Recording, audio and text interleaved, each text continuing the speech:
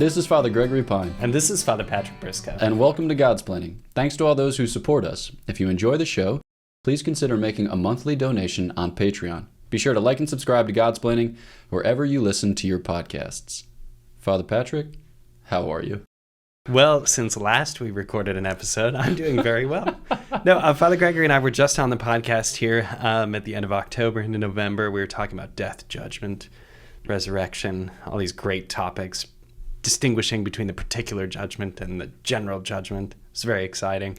So we thought we'd follow that episode up, right, with an episode on heaven. Mm-hmm. I got some thoughts about heaven. Just fill in the blank with the topic of this sandwich episode. Yeah. Okay. Perfect. Good. Nice. Thank you. Wow. Yeah. Well done. See, I know that because of Frozen, which is a derivative reference, but I know it, which is pop culture knowledge that I have. So I'm proud of myself. Yeah, that's very special that you mentioned Frozen, because Frozen would be the opposite of what we're talking about, heaven. Wow. Frozen would be not heaven. Yeah. Or at least that's what my friends who've seen it, who have little children, who sing, "Do you want to build a snowman?" Right. Yeah. Also, that's a very traditional affirmation on your part, because in Dante's Divine Comedy, which represent the 75th, 76th, and 77th books of the Bible, you heard it here first, folks. No, I'm sorry, 74th, 5th, and 6th. The lowest circle of hell is frozen, in fact. Cocytus, with its 4 subdimensions, is a frozen lake in which one is, congealed in the midst of his sinful rebellion. So kudos to you for drawing that connection. If the prophet Dante has said it, it is true. Yes. Yes. I caught some shade for that in the novitiate, the frequency with which I would quote Dante and G.K. Chesterton, because in that semi-literate stage of my life, which continues until the present day, I'd really only read Dante and G.K. Chesterton. That could be part of your iconography. We can add that to the Shore microphone. Right. You can hold the microphone and then a copy of the Divine Comedy. Right. And then the alarm clock that says too early and the cup of coffee that says too gross. But alas, here we are. All right. So we thought that we'd think and talk about the theme of heaven. When you broach the subject, let's say in the context of an RCIA class, or when you are talking to somebody who has no real concept of the Christian understanding of heaven, what are the first things that you begin with? Like, how do you shake up some of these dogmatic, slumbery notions that non-Christians entertain about this Christian reality? Yeah, I'm glad you added that last part to the question, because I think the most important thing we can do whenever we're presenting any truth of the Christian faith is to clear away errors about false ideas, right? So there are traditions, Islam, that say that paradise is essentially an eternal experience of earthly goods, such as they can be conceived, of sensual passions. This is not the Christian view of heaven. In Christian heaven, you don't get 72 virgins, for example. So I think right away we have to acknowledge that different religious traditions have different understandings of what is meant by this word. Or consider that Buddhist nirvana, which often today in the West gets lumped in with some kind of vague notion of an eternal state of general pacifiedness, I guess, is kind of how it gets broadly described in the conversations that I've had. The Christian understanding of heaven is something more than just a kind of peaceful state of integrated wholeness. I mean, it is that, but it's so much more. Heaven is very dynamic. So right away, I think those are two suggestions of what eternal life or heaven is going to look like from 2 different religious traditions that have kind of worked their way into our understanding of heaven. And the last one that I would propose as an error to be cleared away is the kind of cartoon of Christian heaven in general. Although the Simpson depiction of Christian heaven is pretty good, if we wanted to use a cartoon image where Homer is in Catholic heaven and he's flying up and down on a trampoline and just having a great time, and Marge is in Protestant heaven having tea. So there are cartoon versions of heaven that I would want to affirm. But the cartoon version of Christian heaven, that we become angels and we strum our harps ad nauseum for eternity, that has to go too, because that's not really what we're talking about either.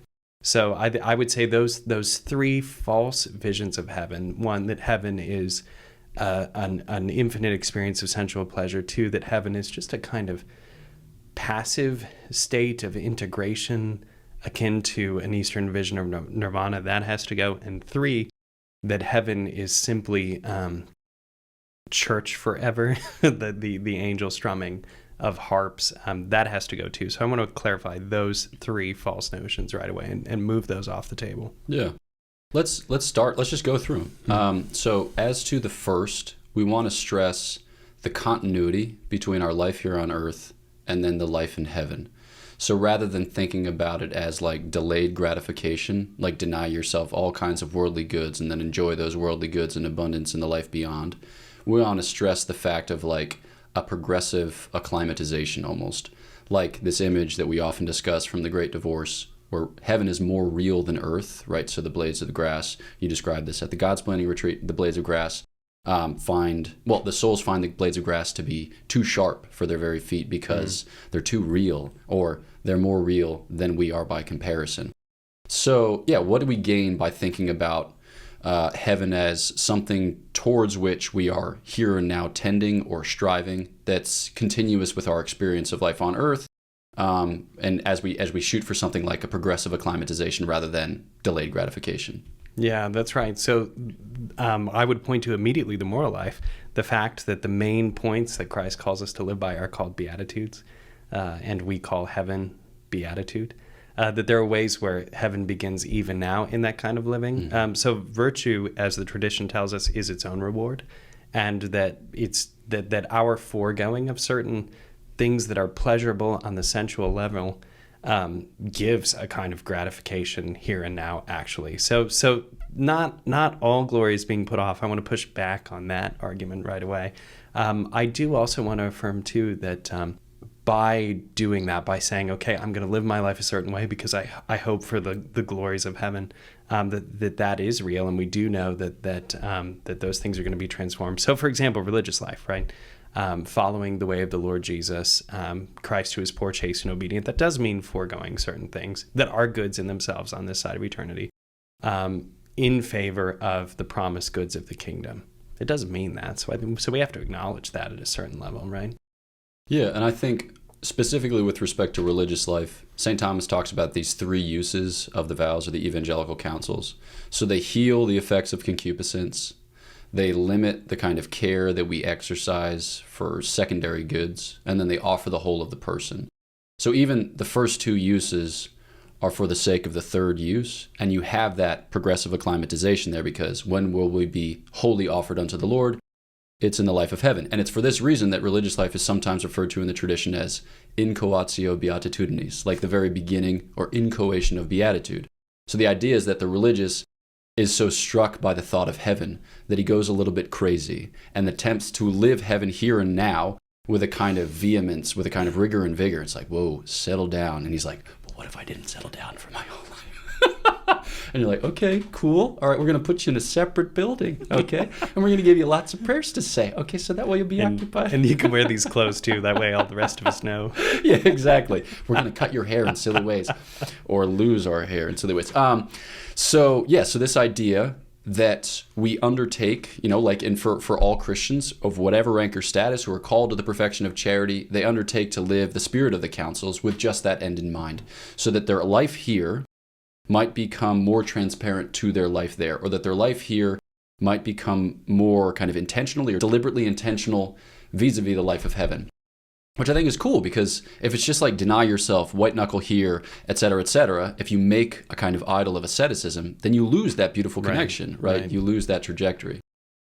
All right, so let's pass then to the second point that you described, this nirvana state, a kind of passivity, a kind of exit from whatever, the karmic cycle. We think about it not as so much like static as a dynamic reality. I think here of what C.S. Lewis says about, further up and further in. And it's not that heaven's getting better and better with each and every day, but heaven represents, the point at which the individual fires on all cylinders, the point at which we come into the fullest realization of our human powers of intellect and will, of our emotional life, et cetera, et cetera. So maybe, speak a little bit to that, the dynamism of heaven. Right. So at the end of the fifth gospel, the Divine Comedy, Dante presents, I think, just one of the most tremendous visions of this in all of Christian literature, right? Where Dante is able to gaze on the love which moves the sun and the other stars. the idea that love is doing something. This is the love that has fired the universe, that powers the universe, and Dante can gaze on it, right? He describes looking into the Trinity as seeing the three orbs as if they were one, but yet they were three. So you get a couple glimpses, a couple beautiful depictions, a couple beautiful ideas about what this might be like. But the orbs are moving, the love is moving. This is how all of the heavens and the earth continue in their forward motion. So I think that captures really this key that heaven is a dynamic, not a static thing, right? That heaven is an experience of God's love that offers the perpetual opportunity to go deeper in. We have to claim that because God is infinite, and without that, there would be a terminus in heaven, which would be deeply problematic. Yeah. I think of, so St. Thomas Aquinas quotes St. John Damascene in the first part of the Summa in the treatise on the one God. And in there, he describes God as an infinite ocean of substance, which I love for a variety of reasons. But this idea that in heaven, we are plunged into the infinite ocean of substance who is God. And it's this, like we've all had experiences of going to the beach or going to the lake or going to whatever. And this experience that like saps you of your strength. You're like, what have I done? I've like sat in the sun and I've read a book and I've gone swimming a little bit and maybe boogie boarded or body surfed or whatever. And you're just like, holy smokes, that was so delightful and it was so taxing. I think this idea that when you plunge into this, whatever, this body of water, it's just like it draws on you as a human person. But that the life of heaven is more so and beyond and analogically turned up to 11. And this is Spinal Tap terms. Right, because we're not talking about physical water here. We're talking about the well of divine life, which is present to us in our interior being and which makes us to live. It wells up within us unto eternity. So, you don't want to portray it in such a way that it sounds like heaven's getting better and better and there's something lacking to the original stages of heaven and not lacking to the subsequent stages of heaven. But we want to like you said, we want to capture something of this movement, something of this excitement, which is awesome. And that kind of does already lead into the third point. So you describe, heaven as perpetual church or heaven as this kind of caricature, this cartoony thing. And it challenges us imaginatively and mystically to think beyond the limits of some of our negative associations. So, we can be honest and say not all of us love church for every minute that we're in church. And that might be because church is especially boring. It might be because church is normally boring, or it might be because we're boring or whatever, any number of reasons for which. So for those who fear, maybe like in a pagan sense, the heaven where you're on like a lounge chair being fed seedless fruits unto ages of ages, or like heaven where you're going to a 2-hour and 15-minute mass with like procession after procession. Like what is it that we're afraid of when we image it in that way? And how is it that the reality of heaven kind of speaks back to us in a way that's consoling and encouraging and enticing? On this side of eternity, part of the difficulty of worship is that things are yet to be revealed, right? We're on the way, we're pilgrims, so things remain in a shadow. There is mystery in liturgy. Things are not clear. We see Christ hidden under the form of bread, under the form of wine, right, in the Eucharist. In heaven, those things are revealed, and we see them as they really are. We see him as he truly is, right? We shall see face to face, the scriptures promise us, and St. Thomas captures that a lot. So I think one of the aspects under which we come up short under this third idea of heaven as perpetual liturgy is that liturgy is a point, as we experience it now, is a pointing towards heaven. And so if we hit that too hard, we begin to think of heaven as the point of infinite mystery, which is not. Heaven is the place of clarity when things are revealed. So that would be one thing that I would point to. In liturgy, there's still a veil. We're still looking through the veil into that which will someday truly be. Yeah, I think it's Pseudo Dionysius who describes the life of heaven as one that is veiled in light. Mm-hmm. And Dante also captures some of this imagery where it's as if, like the shadows by light, flit by light, or something like that, which I don't know how it actually reads in the original language, but who cares, because yada yada, thus and such. But this idea that it's like it's light that veils, or light that clothes, or light that mediates the experience, because it's still too much for us. Like we need our minds illumined in order to enter into this reality, so that we can bear the weight thereof. And even still, we're not going to comprehend God in the end, because he remains greater than our minds and hearts. Eye has not seen, ear has not heard, nor has it so much as dawned on the heart of man what God is ready for those who love him. So, okay. we, somewhat intentionally, somewhat unintentionally, have structured this now as like an article of the Summa. So we have 3 objections, responses to the objections. But in the middle, I think that it's helpful to highlight the kind of interpersonal or the relational reality of heaven. Because I think that a lot of us have the experience on earth of limitations in our human relationships, whether it be distance or lack of comprehension or like an inability to entrust yourself to the other and to receive the other back, or like a fear of loss, a fear of change, a fear, whatever. There are like a lot of things about our relationships which make it such that they're a little bit anxious, a little bit stressy. Whereas in heaven, it's the perfect relationship. It is the absolutely perfect relationship. So maybe we can talk then a little bit about, like the relationship dimension of heaven, where we get God and God gives himself.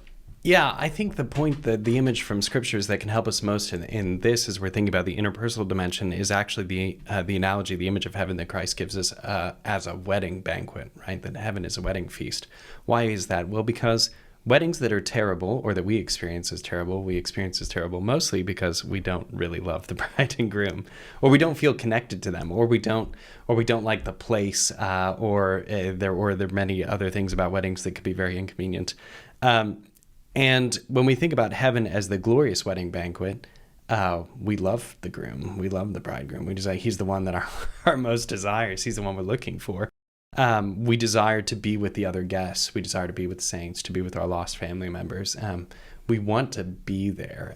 We want to be with them. So I think when we consider those aspects of heaven as wedding banquet, we begin to touch on what you're proposing, that in heaven we get to live in rightly ordered relationships with everyone forever. Yeah, I think here in this regard, I think especially of the image that C.S. Lewis uses of being seated across the table of the heavenly banquet, and hell is, seated across the table of the heavenly banquet, we all have very large forks. In every thought experiment, there's going to be a bizarre element. We all have very large forks. And in hell, you try to feed yourself, and you fail to do so because it keeps going off askew. Whereas in heaven, you feed each other. All right, now the image has certain limitations, and it's a little bit precious. But what we garner from it is the fact that we're made for relationship. Hell is a rejection of that, or a kind of thoroughgoing failure to recognize that fact and to respond to that fact, whereas heaven embraces it wholly and entirely. And I think here of a conversation I had with a religious sister, and she was grappling with this image where she was saying, okay, a man and a woman get married and they have each other. They have an exclusive relationship where they are possessed and possess. All right, that's a really rich image that's applied throughout the spiritual life for, the marriage of the soul and God. She says, okay, I've given up that to have Jesus. And if I'm going to have Jesus, I want to have him in an exclusive relationship, right? I don't want to have the experience of sharing him. And I was just like, hey, that's a real honest sharing moment right there. Correct. Like, kudos that's to real you. Talk. Yeah, no, for sure. And I blushed and said a couple of things and did not offer a satisfactory answer. It's just like, what are you going to say? But it's like, there has to be something about the experience of heaven which images that perfection. So a man and a woman love each other. They have exclusive relationship whereby they give and are received. They possess and are possessed. And what we hope to have in God is like that, but super eminently, what would you say, purified of any limitation, as pre-containing it most highly. So yeah, maybe we can, stumble around in the dark and think a little bit about this idea of, our experience of distance in earthly relationships and what that might look like in heaven, or our experience of sharing in earthly relationships and what that might look like in heaven. I don't know. Yeah, your thoughts. In heaven, you've pointed out something very important that I want to emphasize. In the Christian vision of heaven, we don't lose ourselves, right? We're not turned into the great eternal one. We become God, which is very complicated in Christian understanding of divinization, but we don't lose ourselves, right? Yeah. So I think this process of being united to God involves a kind of giving over and a kind of sharing that doesn't require loss or exclusion. I think that's the beginning of a response to the problem this sister is raising, which, as we said, is a very significant one. That would be where I would want to start to emphasize that what she says is true, especially for a Christian understanding of heaven. We don't lose ourselves, and there is an element of what we will experience as heaven that has to belong just to me, that will satisfy a particular longing that I have. It doesn't mean there are going to be miniature schnauzers in heaven necessarily, although there could be. But probably not. St. Thomas doesn't think so. But it does mean that I understand part of what she's getting at, which is that there are things that I need that nobody else needs. Mm-hmm. And God knows that and will be ready to satisfy that. And about that, I'm absolutely convinced. Yeah. No, I think, just kind of reflecting a little bit on her question. You think about, so human relationships and the experience of distance. And I think it comes through most clearly in the context of romantic relationships or mm-hmm. marriage. So it's evident that the lover wants to be close to the beloved, and the beloved reciprocates that desire, provided that there's genuine love between them. But you see people work this out in different ways. So the unchaste lovers, like a lot of the language that you would encounter there, like I'm thinking like Brideshead Revisited or whatever, you talk about like wanting almost to consume the beloved, right? To devour the beloved, to assimilate the beloved. Whereas in here we can think of St. John Paul II, the theology of the body, the way that he described the nuptial meaning of the body, namely that the body is for a gift. It's to be given away so as to be received. And doing that means a kind of vulnerability perhaps, which is a terrible prospect while here on earth, but something like it's a fear from which we're going to be freed in heaven. So the way that I overcome the distance is by bridging the distance in generosity, in entrustment, however you want to describe that best. And that in heaven, the experience of that, response which God himself inspires by his grace will be purified of all lack and all limitation. So this kind of suspicion that's been introduced by sin and heightened by our failures to consent to and cooperate with the grace of God is going to be healed. It's going to be purified, and we're going to be emboldened, and we're going to be encouraged to be the Lord's wholly and entirely. So I don't know, maybe your thoughts about this language of St. John Paul II with the sincere gift of self. I think it's absolutely true, everything that John Paul II has said on the matter. And I think we could point to, as we continue to unpack this here, I think we could point to the family and really, really step into that moment, because love is generative and diffusive. And that the Catholic vision of romantic love is not Lady and the Tramp, munching on a piece of spaghetti together, right, lost in each other's eyes for eternity, but heading towards something together. Right, that would be the Catholic view of romantic love, of a bride and groom chasing together the great horizon of life, running to the great horizon of life together, not seeking fulfillment in each other. So if we understand love in that way, we understand that love is generative, that parents have children. This is how Catholic family life is ordered, on both the natural and supernatural level, and that love is diffusive, that it's not kept for our own selves. That more love happens when love is shared, mm-hmm. right? Love is the opposite of banks. Yeah, no, that's a great point, and I think it transitions us. It transitions us not nice. Actually as hard as I thought it was going to be. Right. We can now transition. Transition, happen, grunt, move. So into maybe just a little bit of meditation on the common good, which is a slippery concept. It's an elusive concept. It's something that we often talk about in Catholic social teaching, but I think we find it very difficult to pin down, because when it's like, quick, tell me what you think the common good is, somebody was often, tempted to say, it's like, you got the stuff, and then you put the stuff in a pile, and then everyone gets the stuff. It's like, well, not exactly. Turns out that the common good has to do with these relationships, which constitute us in kind of like, family, polity, church, and that taken together, those relationships are more than just the individuals. So like, for instance, man and woman love each other, they get married, and then they beget children, right? They welcome children into the world. Their love is so significant that it's generative, like you said. And so it's not just like, some of the parts, right? You guys are just zygote producers. Like, no, there's something else going on here, okay? And when a man and a woman, dissolve a marriage, through divorce, it's not like, okay, I'll take half of these goods, you take half of those goods. No, you might be able to divide up the material possessions, but you just lose the family. He feels so vigorously or vehemently about this that he slaps his microphone. The family's gone, right? The good of the family is imperiled, and children suffer the effects of that in a really significant way. So in heaven, I'm thinking of this line from the Circle of Envy in the Purgatorio, where the soul who is being purged with his eyes sewn shut as he weeps through the cracks that remain, he says, in heaven we will no longer say mine and thine, we will truly say ours. Mm-hmm. So how is that not just like a John Lennon nonsense imagined vision, or like neo-communism, or like silliness? How is that something that we as Christians can be animated by? Yeah. Good. So I will point to the liturgical principle. Yes. Yes, we'll go for the mystery. Father Gregory and I are both priests, which means we offer the Holy Mass. The Mass is not ours, not ever.